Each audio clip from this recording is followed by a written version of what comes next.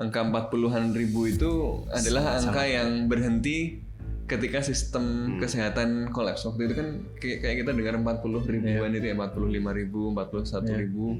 Tapi terlepas dari itu, sebenarnya apa yang dilakukan Hamas ini membuat dunia kembali fokus terhadap isu Palestina. Kita tahu kan, terus akhirnya manuver yang dilakukan salah satunya dengan membunuh para tokoh itu, para pemimpin. Dimulai dari Saleh Al-Aruri Januari di Beirut, kemudian tanggal 30-nya itu Fuad Syukur. Kemarin kan Biden agak mewanti-wanti kalau kemudian serangannya jangan sampai ke reaktor nuklir atau ladang-ladang minyak. Karena tadi saya bilang di awal, kalau itu kemudian ada relasi dengan kepentingan ekonomi politik Amerika Serikat, dia akan bereaksi jauh lebih keras dan jauh lebih hati-hati seperti itu.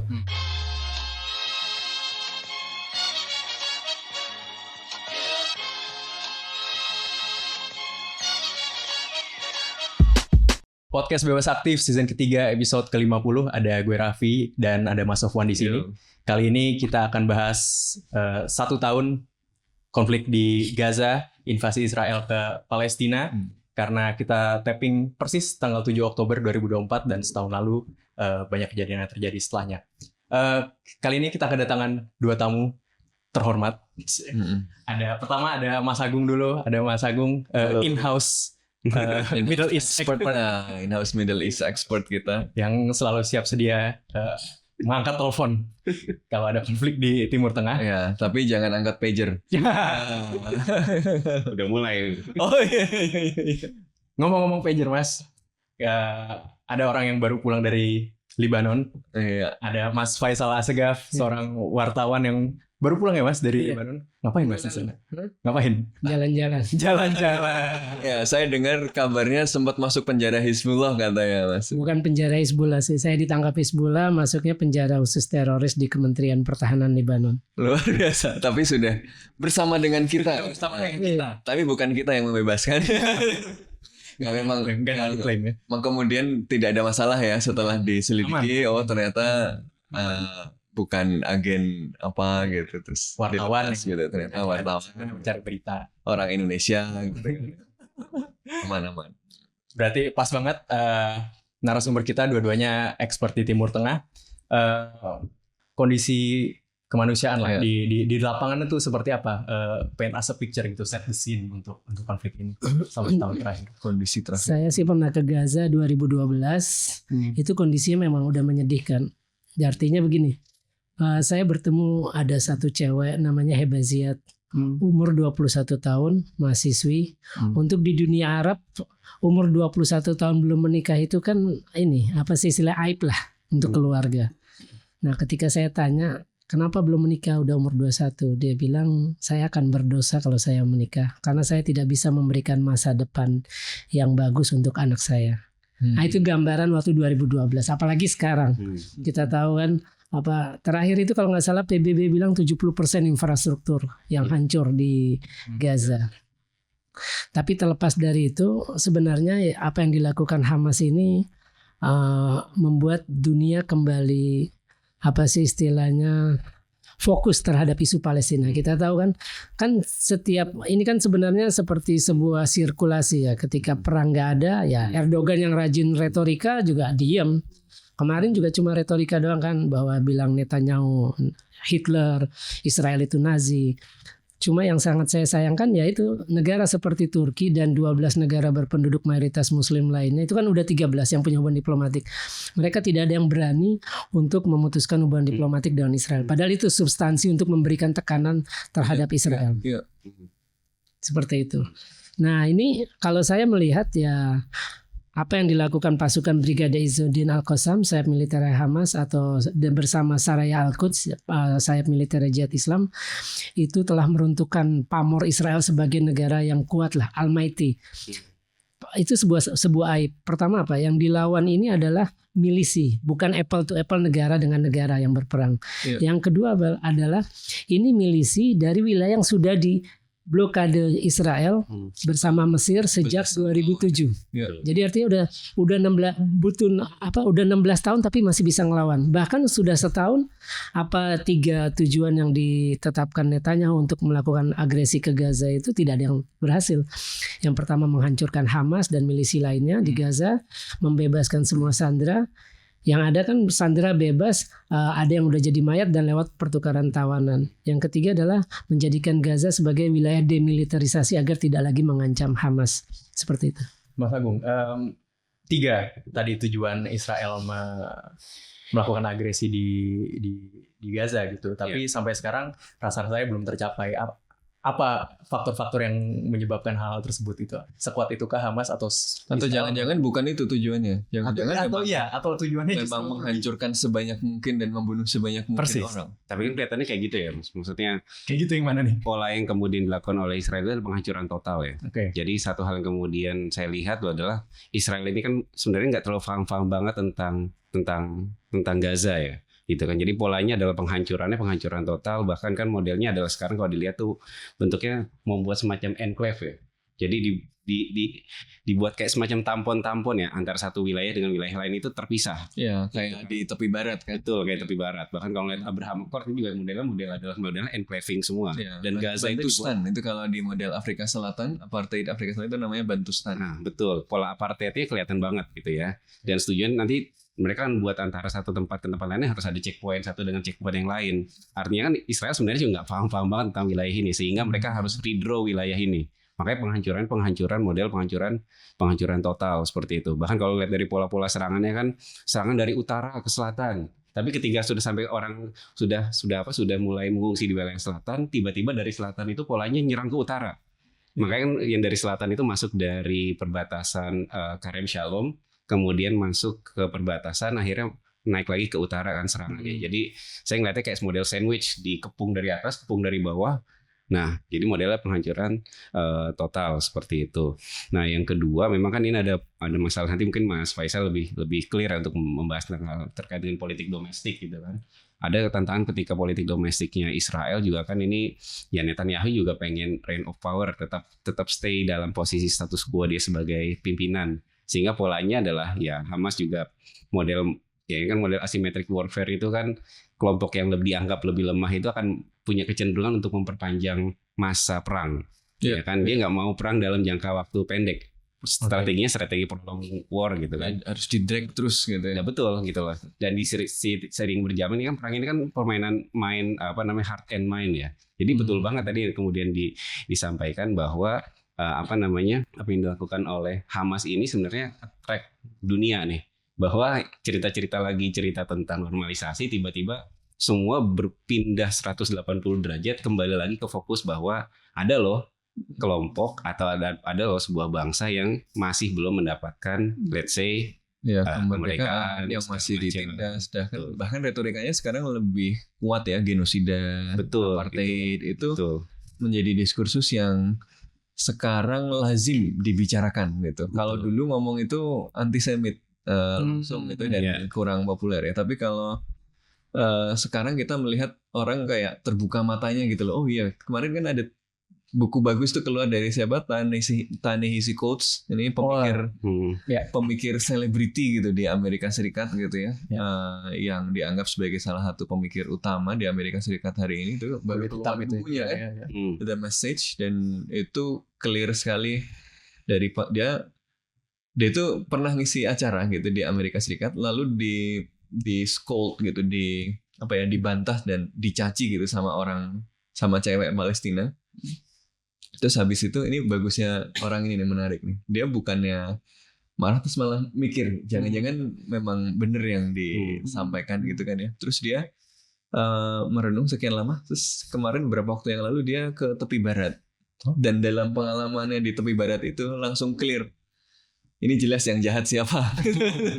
Langsung dia nulis buku itu clear, Israel itu apartheid, clear. Kalau kita anak Jim Crow ya kita itu akan langsung mengenali apartheid itu dengan jelas gitu, dan itu luar biasa sekali. Kemarin lihat beberapa wawancara, dia dibawa ke wawancara di beberapa TV Amerika Serikat karena memang dia selebriti gitu, jadi kayak Rocky Gerung gitu mungkin ya, tapi nggak lebih produksi karena bukunya gitu. Saya tambahin boleh guys? Ini kenapa Hamas kuat berperang. Dia bisa kuat berperang sampai kapanpun. Pertama kenapa? Karena mereka itu orang asli. Dan motivasi mereka adalah untuk merdeka. Jadi beda. Sedangkan tentara Israel itu kan rata-rata kan pendatang. Namanya Israel itu kan negara imigran. Dan mereka berperang itu karena tugasnya sebagai tentara. Biasanya kan tentara, mana ada sih tentara yang mau mati? Beda. Jadi beda motivasi. Yang satu semangat nasionalisme, ingin mengusir penjajah, dan mereka menganggap ya istilahnya dalam syariat Islam juga itu bahwa mengusir penjajah adalah bagian dari jihad. Itu kan udah beda motivasinya. Artinya mereka bukan karena hanya persenjataan yang cukup mampu untuk menghabisi tank Merkava yang roket Yasin 105, tapi motivasinya beda. Mereka motivasi mengusir penjajah, dan itu bagian dari jihad. Istilahnya matinya mati syahid lah. Sedangkan tentara Israel kan pasukan itu datang karena penugasan, dan di mana-mana tentara kan biasanya takut kalau diterjunkan ke medan perang. Itu sih kalau menurut saya kenapa Hamas kuat sampai sejauh ini. Berarti nggak tepat dong Mas Faisal kalau ada yang masih meyakini bahwa Hamas itu sebagai kelompok teror. Oh yang nggak benar. Dan aneh aja kalau ada orang dari Indonesia, negara yang pernah, bangsa dan negara yang pernah dijajah, terus mengatakan bahwa Hamas, jihad Islam atau milisi lainnya yang melawan penjajah Israel teroris. Artinya kan mereka bersikap seperti Belanda terhadap bangsa kita ketika melawan Belanda. Ya aneh aja. Kecuali mereka dari Inggris yang nggak pernah dijajah, itu bisa lah ngomong begitu. Oke, tapi di Inggris pun ada yang membela Irlandia. Itu juga. Irlandia nggak mau mundur kan? Peacekeeping force disuruh sama IDF mundur secara unilateral, nggak mau. Tugasnya gitu ya, luar biasa. Celtics go ya. Harus pesen jersey Celtics. Oke, tadi secara motivasi emang Hamas lebih membara mungkin ya. Kalau dari logistik, strategi militer atau backingan, mungkin apakah ada faktor-faktor lain juga yang membuat mereka begitu kuat? Israel ini. Tapi sebenarnya gimana sih situasinya? Karena kalau kita dengar cerita dari versi yang pro Hamas kan, Hamas bisa bertahan gitu. Dari Foreign Affairs ada, Hamas ini nggak bisa hilang, nggak bisa dicapai ini tujuan untuk menghabisi Hamas. Tapi kalau baca yang pro Israel kan bilang Israel udah menang nih gitu ya, buktinya udah mulai ngelihat ke Lebanon gitu ya. Jadi sebenarnya gimana sih di lapangan itu gitu ya, menang atau kalah nih Israel nih di Gaza. Jadi ketika dia memperluas konflik, itu tanda dia gagal mencapai tujuannya di Gaza sehingga perlu memperluas medannya, atau karena udah selesai di Gaza nih, dia mau menghabisi yang berikutnya. Ya kalau ini kan rata-rata yang diterjunkan itu kan pasukan Israel wajib militer ya. Orang-orang wajib militer, bahkan ada mayor-mayor cadangan, tentara cadangan. Dan ini mereka ini sudah lama, Israel itu udah mundur dari Gaza Agustus 2005. Artinya sudah ada perubahan jauh lah. Apalagi 2007 di blokade, akhirnya kan tidak ada kesempatan untuk militer Israel masuklah di lapangan. Itu kan tentu saja itu menjadi sebuah yang asing lah dalam ilmu militer kan, strategi itu kan perlu tahu lapangannya seperti itu. Nah itu terus yang pernah saya baca juga, Hamas ini sudah bisa memproduksi senjata sendiri. Kita tahu ada sniper namanya Al-Ghoul. Al-Ghoul itu ngambil dari nama komandan Hamas Adnan Al-Ghoul itu yang tewas. Itu jarak tembaknya sampai 2 km. Terus roket Yasin 105 itu buatan juga Hamas sendiri, Brigade Al-Qassam, itu bisa menembus tank Merkava yang dari baja. Terus kemudian mereka punya pesawat nirawak. Itu saya lupa. Nah, jadi mereka itu yang saya pernah dengar itu, mereka itu punya, jadi ketika mereka mau menyerang, mereka tuh ngintai dulu dengan pesawat nirawak. Nanti dibagi 2 peleton. Artinya gini, tentara Israel yang tidak ngerti medan itu gampang dipeta. Mereka akan jalan kemana, nah disitulah dicegat. Makanya kan rata-rata di-ambush sama pasukan Brigade Al-Qassam. Di-ambush mereka. Jadi karena Brigade Al-Qassam ini orang asli, mereka tahu ini orang bakal kemana nih.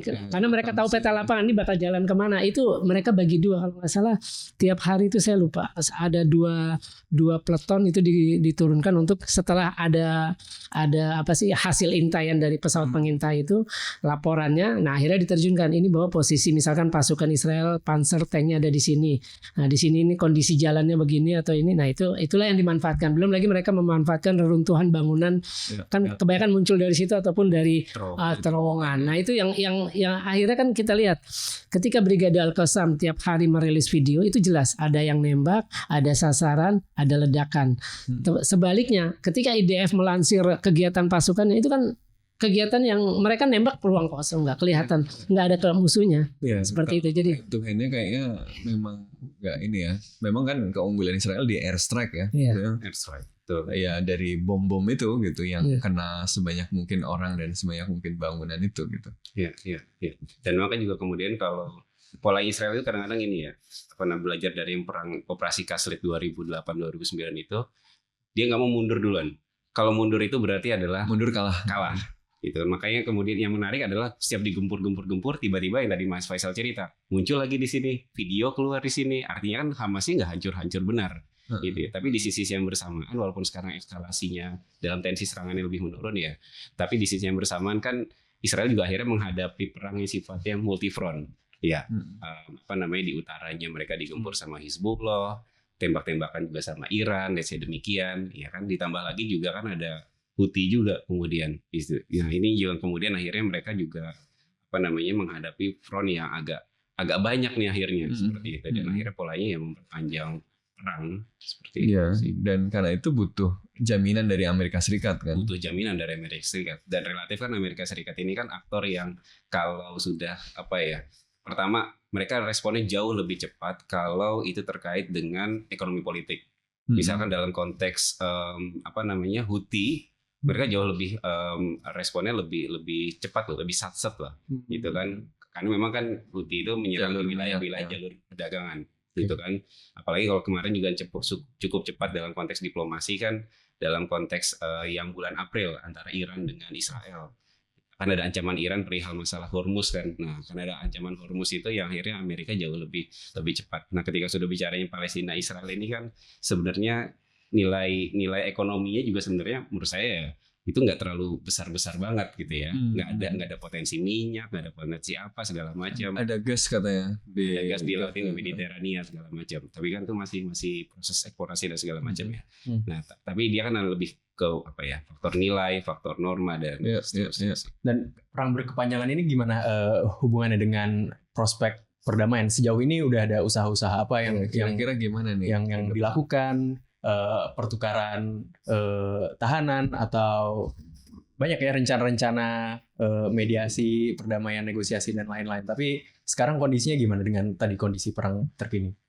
Terus Faisal, masalahnya adalah Israel saya ngeliatnya sih nggak pengen damai. Gitu ya. Jadi, kan berkali-kali ada yang bilang Hamas yang nggak mau damai ya, Israel nggak mau damai. Tapi justru banyak prosesnya dan dengan proses operasi serangan itu terus dilakukan dan segala macam, saya lebih melihat adalah pertama ya Israel sendiri tidak benar-benar ingin melakukan aksi damai. Laporan dari media-media yang terkonfirmasi itu kan clear sebenarnya Hamas udah setuju dengan proposal Amerika Serikat yang bulan Juni yang Biden bulan Juni itu kan. Ini sebelum Haniyeh. Sebelum Haniyeh dibunuh. Tetapi kemudian Netanyahu yang membatalkan itu terus kan, makanya dia ribut sebenarnya sama pejabat-pejabat Israel yang lain karena memang Netanyahu ini yang pengen lanjut terus gitu ya. Cuma memang skenarionya yang kemudian kebayang ini kalau nggak damai itu nanti kayak apa gitu. Israel kan skenarionya kan pilihannya Israel menang, Israel mundur, atau seperti apa gitu. Menurut saya terakhir yang paling sulit dari sebuah proposal perdamaian adalah ketika proposal perdamaian itu disepakati dua belah pihak merasa bahwa dirinya adalah pemenang dalam dua-duanya harus merasa menang kan. Nah itu yang paling sulit, memfasilitasi hal itu, ya kan. Israel tarik mundur pasukan pasti akan dinilai secara domestik kalah. Akhirnya kalau kemudian kalah Netanyahu selesai ceritanya. Iya kan. Jadi dia point of no return, dia nggak boleh mundur gitu kan. Betul, akhirnya ya melanjutkan perang seperti itu. Berarti kalau Mas Faisal, kalau emang kita tarik tadi tujuan utama perangnya adalah penghabisan, betul-betul penghabisan, ya percuma berunding damai dong kalau kayak gitu. Ya kalau saya melihat sih Hamas, terus proksinya Iran lain Hizbullah, Al-Houthiyun, terus Kataib Hizbullah di Irak, itu mereka memang memanfaatkan momentum ini untuk memperlama perang. Artinya gini, karena Israel sendiri sudah terdesak. Baik Israel maupun Netanyahu. Bloomberg pernah menulis biaya perang itu $280 juta per hari. Baru untuk biaya perang. Belum ekses secara sosial, secara ekonomi. Dan Israel kalah dalam arti begini. Israel itu kan negara imigran. imigran datang ke sebuah wilayah itu prinsipnya butuh keamanan selain kesejahteraan, kenyamanan. Nah, ini sudah dikalahkan dengan serangan 7 Oktober. Apalagi Hamas masih bisa bertahan terus melakukan penyerangan. Artinya Israel ini udah kalah, dan Hamas, kalau saya melihat Hamas ini udah di atas angin. Apalagi mereka juga menawan tentara baik yang masih hidup maupun yang sudah tewas. Ketika perang 2014 mereka masih menawan 4 orang, 2 jasad tentara, Saul Oron sama Hadar Goldin, sama 2 warga sipil yang masih hidup. Tambah sekarang kalau versinya IDF masih ada 101 tawanan. Hamas itu udah ada di atas angin, dan mereka sadar bukan mereka yang harus menghentikan perang. Artinya gini, harus dari pihak Israel yang menghentikan perang, karena bola di atas mereka berada di atas angin. Netanyahu juga tertekan oleh keluarga Sandra kan, karena beberapa kali jubirnya Al-Qassam itu mengumumkan karena serangan udara Israel akhirnya tewas, beberapa Sandra tewas. Artinya gini, Hamas akan terus memanfaatkan momentum perlawanan ini. Pertama, semakin membuktikan bahwa Israel itu penjahat perang, karena dia tidak mengejar Hamas, karena memang tidak ada yang bisa ditemukan dari video-video IDF di lapangan, kan nggak ada mereka nembakin Hamas. Pokoknya semuanya di label Hamas saja. Nah, semua di label Hamas. Akhirnya mereka pakai serangan udara, bom. Itu kan akhirnya semua dunia tahu bahwa genosida. Terus juga semakin membuka mata dunia bahwa Barat itu punya standar ganda terhadap hak asasi manusia. Nah, terus juga sekaligus makin menguatkan bahwa Dewan Keamanan PBB itu tumpul karena ada intervensi Amerika. Jadi Hamas akan terus mempertahankan ini sampai Netanyahu ataupun siapapun pengganti Netanyahu bakal menyerah dan mundur ikut proposalnya Hamas. Karena Hamas tuh yang paling penting dia adalah ada 2, yaitu pasukan Israel mundur dari seluruh Gaza, cabut blokade sebelum berbicara tentang pertukaran tawanan. Jadi Hamas akan terus mempertahankan ini, momentum ini sampai Israel sendiri yang nyerah. Seperti itu. Nah, cuma di sisi lain kan Israel mencoba menekan itu dengan tadi memberikan kehancuran sebesar-besarnya sampai akhirnya ya Hamas jadi nggak populer, pemerintahan Hamas nggak pegang Gaza lagi gitu kan. Terakhir itu ada polling, kalau nggak salah saya lupa, justru 54 malah populer. Bahkan perlakuan Israel yang dengan kejam ini malah melahirkan pejuang-pejuang baru. Seperti ini, istilahnya gini, saya pernah di Gaza. Itu saya nganter jenazah yang dibunuh Israel aja sepanjang mata memandang ke depan, sepanjang mata memandang ke belakang jumlah orang melayat. Dan itu semangat jihad. Terus terang saya muncul semangat jihadnya.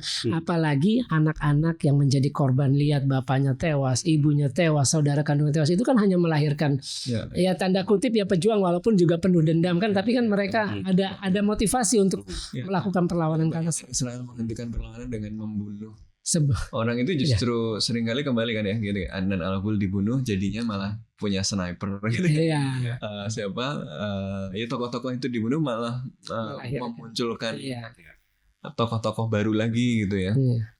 Dan setelahnya Israel pun akhirnya tapi saya takutnya logikanya justru ya udah kalau begitu gini, kalau dibunuh 1 tumbuh 1000, kalau begitu jangan sampai ada yang tumbuh lagi, harus habis semuanya gitu. Itu ngeri kan kalau jadi ya udah solusinya adalah final solution, habisin aja semuanya gitu.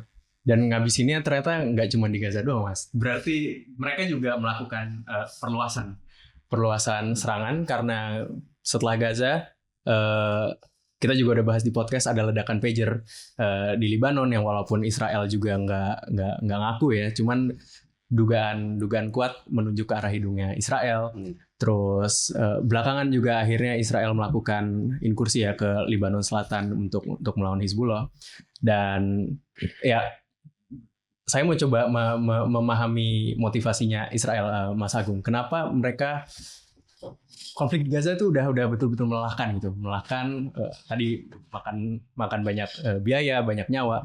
Tapi kenapa mereka justru menambah front baru di Libanon, nyari musuh baru, Hizbullah, yang lagi nambah sumber daya yang dibuang aja dan mengurangi dukungan mungkin malah. Iya, jadi memang ada keinginan juga buat Israel itu, menurut saya juga keinginan dari regional war ya, perang di kawasan. Tapi tergantung juga itu kemudian respon dari pihak yang diajak berperangnya, ya kan. Makanya kemudian dilakukan oleh Israel selama ini adalah di luar dari spektrum wilayah Gaza ya, dia banyak melakukan tindakan-tindakan provokasi ya, serangan kemudian dulu Ismail Haniyah di Damaskus, kemudian juga termasuk yang Hasan Nasrullah seperti itu. Dan Israel juga melihat bahwa ya ini kan ada kekuatan proksi Iran nih. Relatif Iran itu kan jauh lebih cepat merespon kalau yang menjadi korban adalah proksinya. Dalam hal ini adalah ya misalkan let's say Hizbullah seperti itu. Walaupun kemarin serangan yang terakhir dilakukan oleh Iran itu kan alasannya berbarengan semua. Ada Ismail Haniyah, Hasan Nasrullah. Walaupun Ismail Haniyah udah relatif dari bulan Juli ya kan. Sedangkan Nasrullah itu cuma rentang sekitar 4-5 hari lah seperti itu. Tapi Iran kan di sini pengen menunjukkan bahwa juga ya dia tetap dia pengen menunjukkan juga trust terhadap sebagai satu regional power di kawasan Timur Tengah seperti itu. Itu sih mungkin dari Gimana Mas Faisal? Apakah ini usaha untuk menarik Amerika lebih jauh ke dalam perang? Kalau saya melihatnya ini motivasi pribadi Netanyahu, artinya manuver. Ketika kita lihat ketika terjadi serangan 7 Oktober terus akhirnya meletupkan perang Gaza, itu habis waktu, karena kan Netanyahu sempat bilang bahwa kita bisa cepat menghabiskan itu kan, jenderal-jenderal Israel sempat bilang bahwa ini kita cepat bisa menghabiskan Hamas. Terus akhirnya manuver yang dilakukan salah satunya dengan membunuhi para tokoh itu, para pemimpin, dimulai dari Saleh Al-Aruri Januari di Beirut, kemudian tanggal 30-nya itu Fuad Syukur. Itu tangan kanan Nasrallah, itu panglimanya. Kemudian sehari kemudian tanggal 31-nya Ismail Haniyah. Kalau saya ngelihat Netanyahu yang sudah tertekan di dalam negeri, kita tahu kan perang Gaza tiap hari orang demo, bahkan pernah sampai kalau tidak salah laporan Haaretz atau Times of Israel itu 150.000 orang demo di ibu kota Tel Aviv Israel. Artinya Netanyahu tuh tertekan karena dia tidak berhasil dengan koar-koarnya bahwa dia 3 tujuan itu bisa tercapai dalam waktu cepat. Akhirnya dia mengambil bagaimana untuk namanya populer. Nah, dengan dia berhasil membunuh Ismail Haniyah, membunuh Nasrallah, Saleh Al-Aruri, itu namanya popularitasnya sempat naik. Terus kemudian dia juga kan mendapat tekanan dari para pemukim di wilayah utara yang berbatasan dengan Lebanon Selatan. Itu kan sejak 8 Oktober. Artinya begini, semua perang menjadi regional, akhirnya Hizbullah terlibat, Al-Husayn terlibat, maupun Kataib Hizbullah dari Irak terlibat. Itu sebagai bentuk solidaritas, kan itu yang dikatakan Nasrallah. Kita nyerang Israel sebagai solidaritas terhadap perang Gaza. Jadi salah satu cara, ada beberapa poin bagaimana agar perang ini bisa berhenti ya. Pertama itu ya bagaimana terjadinya gencatan senjata di Gaza, itu satu. Yang kedua itu ya negara-negara Muslim harus memberikan tekanan kepada Israel, terutama yang punya hubungan diplomatik itu langsung memutuskan hubungan diplomatik.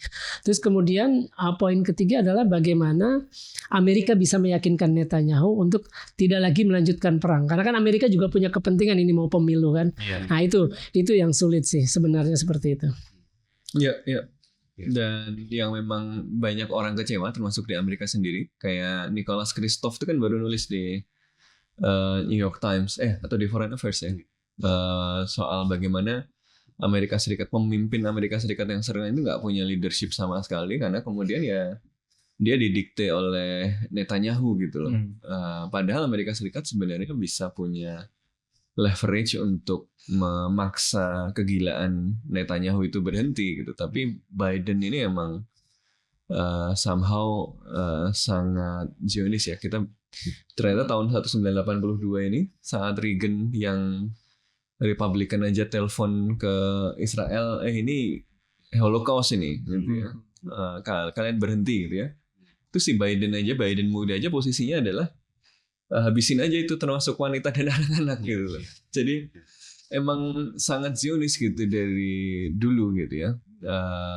Nah ini membuat memang posisi Amerika Serikat agak unusual, dia tidak menggunakan leverage sama sekali dan bahkan cenderung membiarkan Israel ya. Dan katanya yang terlibat dalam bertanggung jawab untuk kebijakan Amerika Serikat di Timur Tengah itu Brett McGurk dan Amos Hochstein. Nah ini dua orang ini adalah Hochstein ini dulu pernah kerja di IDF. Jadi orang Amerika Israel gitu ya, pernah kerja di IDF. Terus yang McGurk ini orang yang bertanggung jawab atas kebijakan Amerika Serikat di Timur Tengah pada masa Bush. Jadi maksudnya ini neo-neokon gitu ya, orang-orang yang Irak habisin, Iran habisin, axis of evil gitu. Yang kemudian malah bikin instabilitas dan bagi Amerika Serikat sendiri merugikan juga sebenarnya gitu. Jadi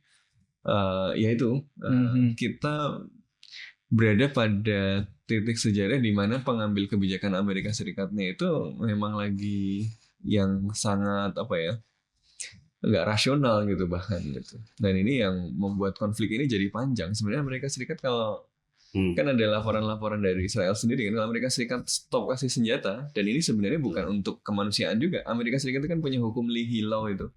Hukum yang menyatakan kalau ada dugaan pelanggaran hak asasi manusia, pelanggaran kejahatan kemanusiaan gitu ya, dia itu by default seharusnya tidak boleh jual senjata ke situ gitu. Jadi dia itu cuma menghormati hukum dia sendiri sebenarnya gitu. Tetapi nggak mau dia melakukan itu, padahal laporan-laporan dari State Department sendiri clear Israel itu melakukan ini. Tapi kan kayak kemarin ada laporan-laporan kan bagaimana Blinken itu sebenarnya sudah dapat informasi ini pelanggaran kemanusiaan gitu ya, ini Israel engineer famine gitu ya. Tapi sama bos-bosnya itu di brush aside gitu, dianggap nggak usah lah, jangan sampai publik tahu, lalu dia ngambil kebijakan berdasarkan insting dia sendiri gitu. Jadi atau berdasarkan kepentingan dia sendiri. Ini memang kepemimpinan Amerika Serikat yang sangat tidak bertanggung jawab. Memang Amerika Serikat nggak bisa kita pegang lah ya, maksudnya Amerika Serikat emang begitu gitu. Tetapi ini lebih rasional lagi, karena rasional.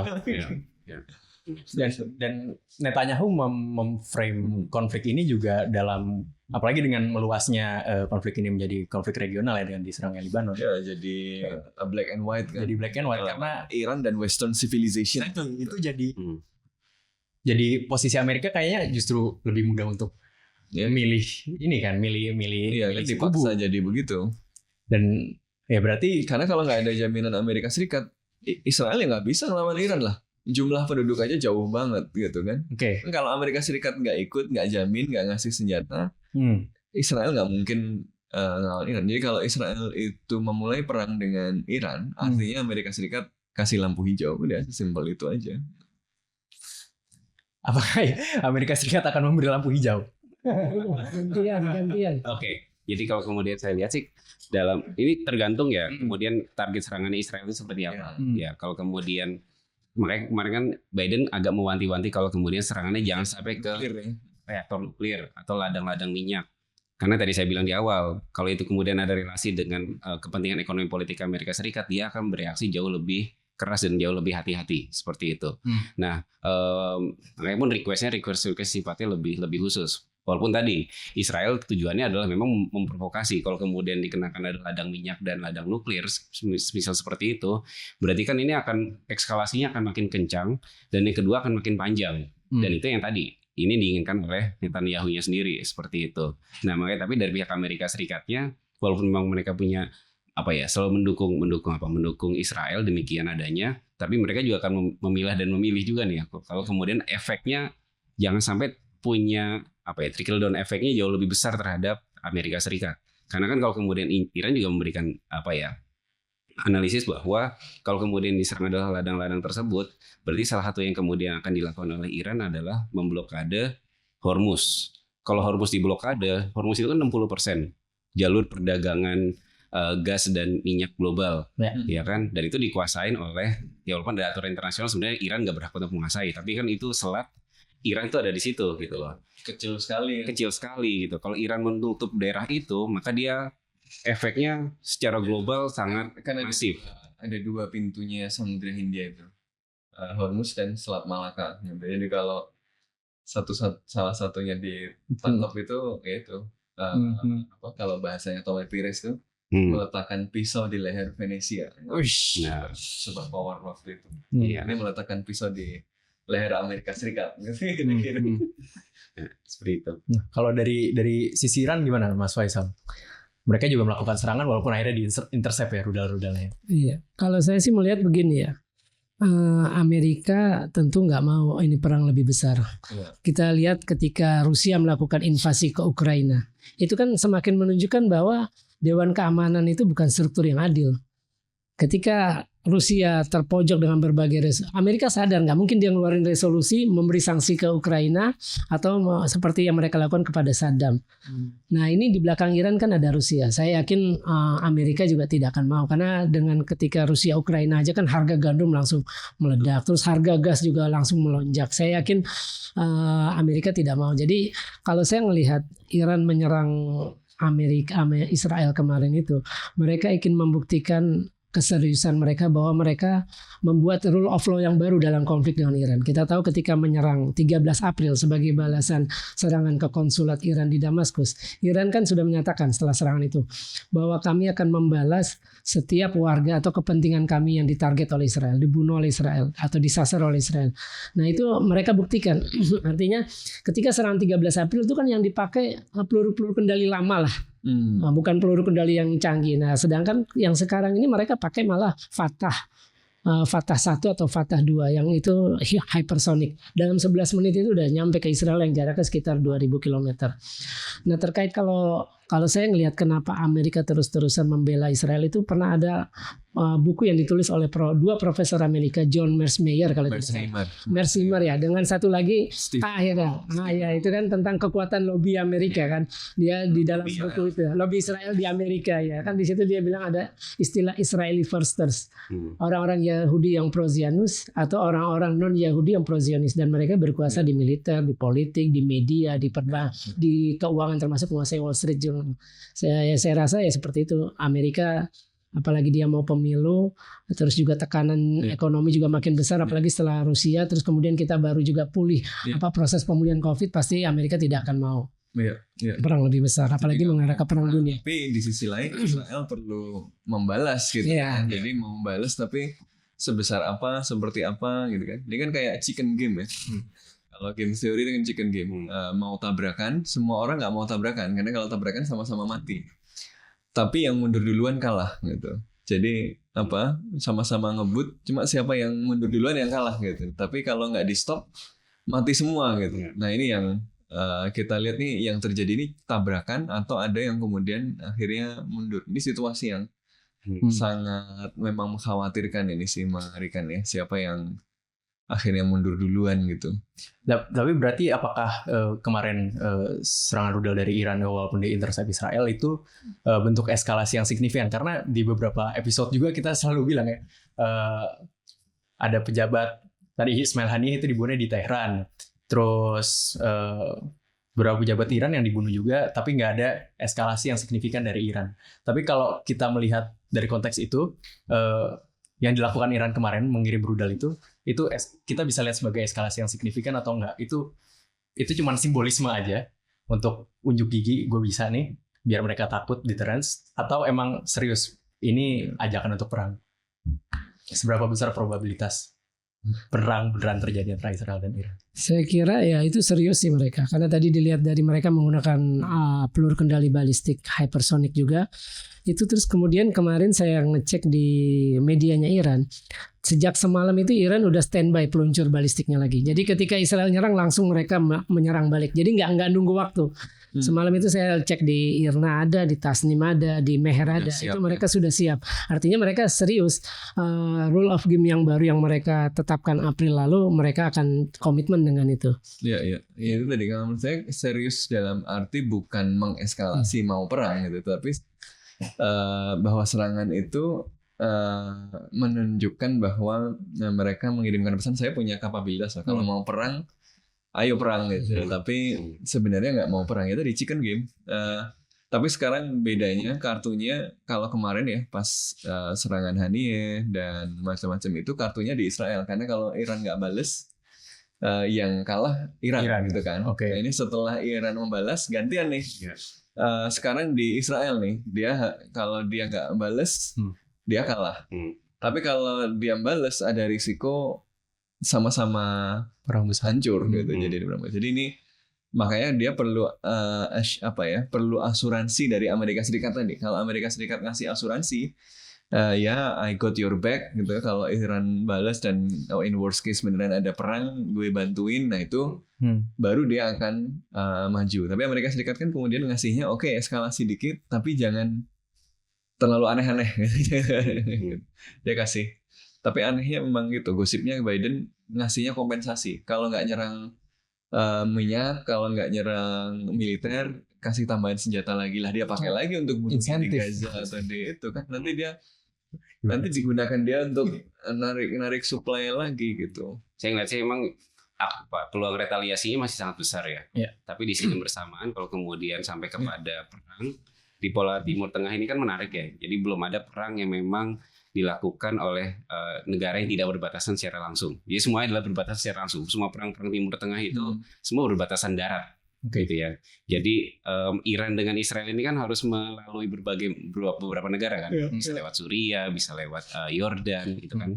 Makanya kalau kemudian kita ingat waktu yang bulan April itu ketika Iran mengirimkan drone-dronenya itu kan, salah satu yang kemudian merespon adalah Yordan. Yordan itu memberlakukan yang namanya no-fly zone kan. Itu nggak boleh ada zona larangan terbang nih di sini nih. Karena mau gimana pun Yordan ini akan terkena dampaknya nih. Dia di antara dua orang yang sedang berkecamuk lagi pada panas gitu, sedangkan dia ada di tengah-tengahnya gitu ya. Jadi peluang retaliasi tentu besar, tapi kalau kemudian akhirnya itu kan nembak misilnya Iran ya. Betul. Kalau Israel yang meluncurkan ditembak nggak sama Jordan? Sampai sekarang kayaknya belum ada. Kayaknya belum ada. Maksudnya kalau nanti Israel intercept nggak sama Jordan? Nah berarti kan memang akhirnya kemarin kita pahami retaliasinya akan terus kemudian dilakukan. Tapi kalau sampai perang darat, ya Israel mungkin memilih akan front utara, ya kan dengan Hizbullah dan seterusnya. Iya, pokoknya balas cukup besar, tapi jangan sampai perang.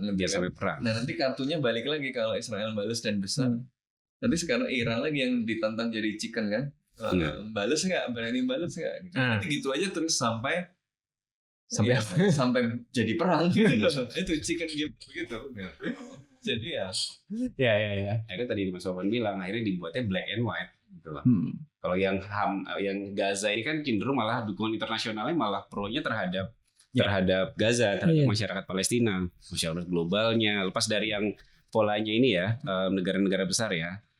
Negara besar masih konsisten lah ya kan terhadap Israel. Tapi kalau negara-negara yang lain, di satu sisi kita melihat bahwa memang ya ternyata dukungannya makin masif, walaupun di sisi yang bersamaan kita harus kemudian jujur bahwa semua it means nothing kalau kemudian tidak terkonversi sebagai sebuah power. Lagi ada yang kelewat kayaknya tadi Hamas, Iran, tapi yang belum terlalu terbahas Lebanon. Gimana nih front Lebanon? Perkembangan gimana? Kalau Israel kan mengklaim winning streak karena membunuh semua lapisan elit Hizbullah. Hizbullah masih kuat nggak?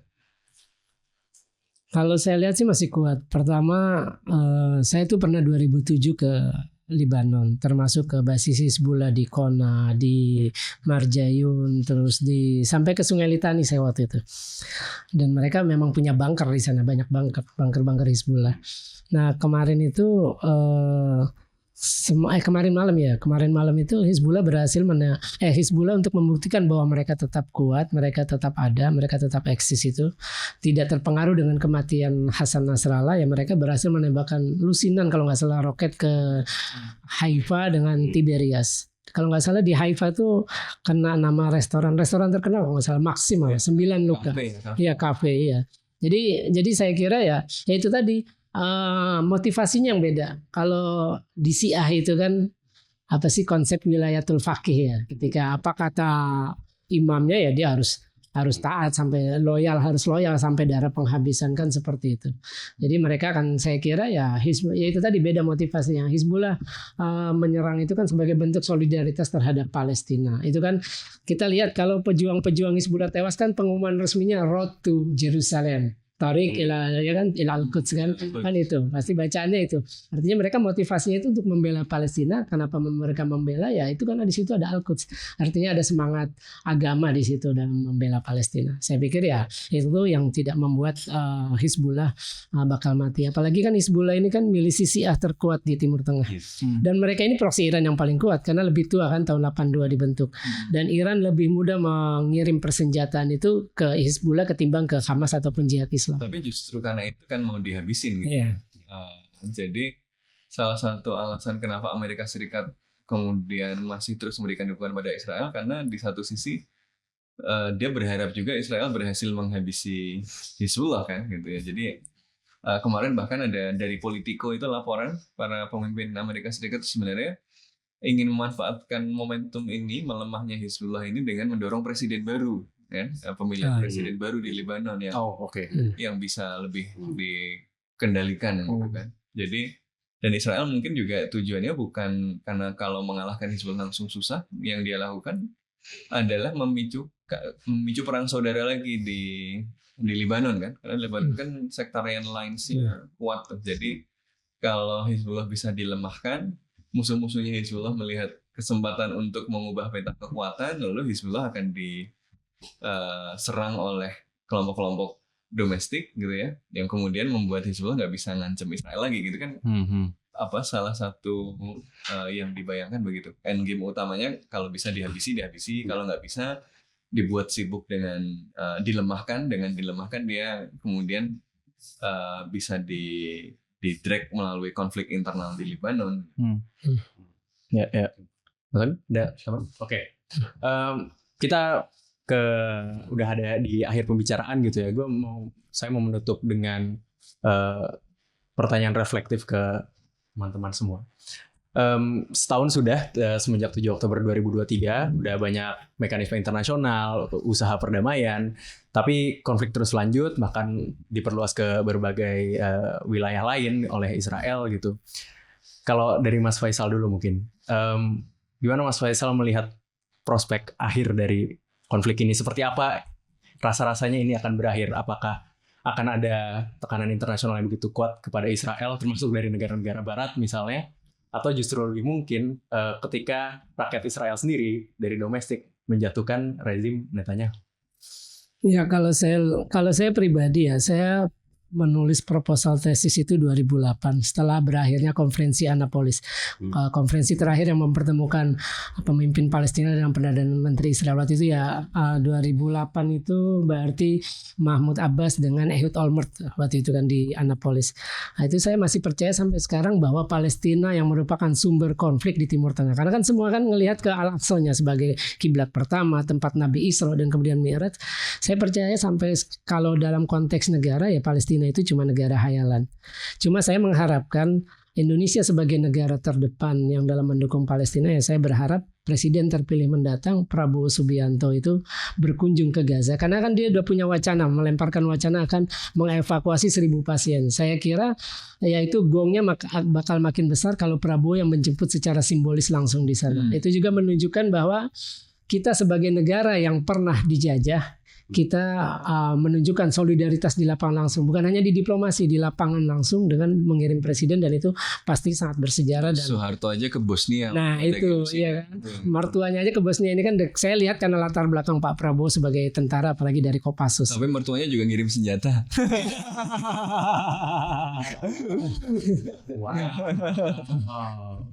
Mas Agung? Ya, udah selesai belum, Mas? Udah. Oke. Kalau dari saya sih gini ya, pertama dari 1 tahun terakhir ini kita bisa melihat bahwa ada gap yang begitu besar antara sekedar kebutuhan gencatan senjata saja sama usaha yang kemudian dilakukan. Semua usaha internasional itu dirasa kemudian sudah dilakukan, tapi kebutuhan sampai gencatan senjatanya nggak pernah bisa terpenuhi. Berarti menurut saya ini ada usaha-usaha lain yang memang sebenarnya harus lebih kuat dan lebih masif seperti itu. Makanya tadi kemudian saya sempat singgung bahwa ya dukungan internasional itu it means nothing kalau tidak terkonversi dalam tahun, ya kan? Ada negara yang kemudian punya hubungan diplomatik tapi tidak memanfaatkan itu sebagai bentuk isolasi politik misalkan. Padahal apa yang dilakukan oleh Israel ini sudah bertentangan sama nilai-nilai internasional, misalnya demikian. Itu kan Turki aja sendiri, yang paling Turki itu cuma sekedar apa? Turki punya hubungan diplomatik yang dilakukan bukan memutus hubungan diplomatik, tapi yang dilakukan sekedar suspend hubungan ekonomi saja. Berarti kan hubungan diplomatiknya tetap ada, ya kan? Nah, artinya kekuatan isolasi politiknya nggak jalan, isolasi ekonomi juga tidak jalan. Berarti kan menurut saya ada gap yang begitu besar antara kebutuhan sekedar gencatan senjata dengan usaha internasional yang kemudian dilakukan. Kita ngeliatnya sih seakan-akan udah dilakukan banyak kok gitu kan, bahkan tapi banyak yang simbolik doang kan? Simbolik gitu loh. Gimana pun kita melihat sisi positif. Saya bukan melihat negatif, tapi positif kalau kemudian melihat status Palestina di DKPBB. Ya, status Palestina di PBB seperti itu. Karena itu kan kontras tuh antara hasil yang negara kalau kemudian mau masuk sebagai anggota tetap di PBB, rutenya adalah dari dari sekjen mengajukan ke DK, kalau DK setuju lalu larinya ke sidang umum. Tapi untuk kasus Palestina yang sekarang kan dari sekjen kemudian dikasih ke DK ada veto, tapi sidang umum tetap dilakukan. Nah, 143 negara kemudian setuju Palestina merdeka, dan hasil dari sidang umum PBB memberikan rekomendasi kepada DKPBB untuk mempertimbangkan ulang. Nah, terus kemudian Palestina diberikan hak istimewa yang tambahan lah, duduknya tidak lagi di observer, bisa masuk, bisa menyampaikan pendapat, hanya nggak ada kan cuma sekedar hak suara seperti itu. Tapi kan dari itu kan satu sisi kita melihat hal yang sifatnya positif, tapi di sisi yang lain sebenarnya ya itu nggak cukup gitu loh. Nggak ada terkonversi dalam bentuk power yang sifatnya lebih bisa menekan. Artinya di sini kan Israel merasa bahwa saya aman-aman aja nih, apa yang saya lakukan tenang-tenang aja gitu. Iya. Gitu. Jadi ya memang ada problem nih di sini gitu, yang kemudian semua harus sadar akan hal itu. Di luar dari sisi positif bahwa ada realignment secara global ya, Cina mulai masuk, kemudian dukungan global di Amerika, kemudian di Belanda segala macam, publik bisa menekan pemerintahnya segala macam, itu hal yang sifatnya positif. Tapi ending terkait dengan sekedar gencatan senjata aja itu sampai 1 tahun ini nggak jalan-jalan, nggak bisa semua bisa. Dan sebenarnya gencatan senjata saja nggak cukup. Ini kan kerusakannya luar biasa, betul. yang dilakukan luar biasa gitu loh. Ya jadi menurut saya ya itu gencatan senjata saja nggak cukup kalau lihat kejahatannya ya. Ya ini orang-orang ini harus dibawa ke Den Haag, harus kena trial dan harus masuk. Ya harus mendapatkan konsekuensi hukumnya. Tapi ini kan tuh kita tidak hidup di dunia yang ideal ya. Kita hidup di dunia yang sayangnya kekuatan militer masih dominan dan Amerika Serikat masih memberikan dukungan penuh pada Israel gitu kan ya.